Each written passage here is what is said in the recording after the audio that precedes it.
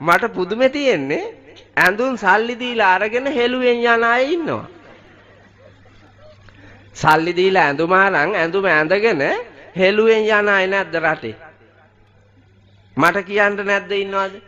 ඉන්නවා. එමට කොයි කාණ්ඩෙද වැඩිපුර ඉන්නේ? ගෑනු අයද පිරිමි අයද?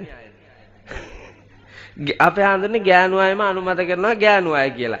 දැන් මට බණ කියනකොට චෝදනාවක් තියෙනවා හාඳුරුව ගෑනුන්ට බයිනවා වැඩි කියලා.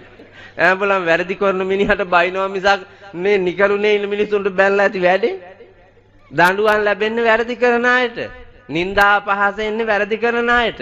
නිවැරදි අයට නින්දා අපහාස එන්නේ නැහැ. ඔබ අතේ සල්ලි දීලා වටිනා ඇඳුමක් අරගෙන ඒකෙන් කෙරෙන්න ඕන වැඩේ කරගන්නේ නැත්තම් මොකටද ඒක ගත්තේ? ඇහැට ලස්සන හින්දා නේද? ලෝකෙ මිනිසුන් සන්තෝෂ කරන්න නේද? තමන් කෙලස් බර වෙන බව ගමම්ම ලෝකයක් කෙලස් බර කරනවා අපි. ඒකනේ තියෙන කැත ගති.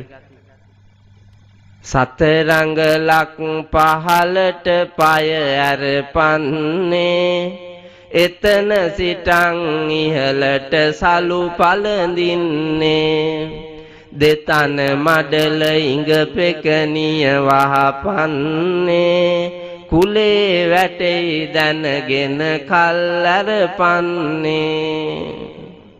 බාණ්ඩු ගැමියෝ කියලා තියෙනවා.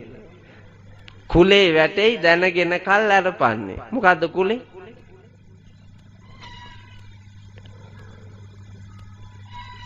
මේ නුගවෙලාගේ කුලේ මොකද්ද? මේ ධම්සභා මණ්ඩපේ ඉන්න අයගේ කුලේ මොකද්ද කියලා අහුවොත් එහෙම කුල 32ම කියනවා අපේ අවශ්‍ය. කුල 33ක් විතර තියෙනවා ලංකා සමාජයේ කුල 33ම කියයි.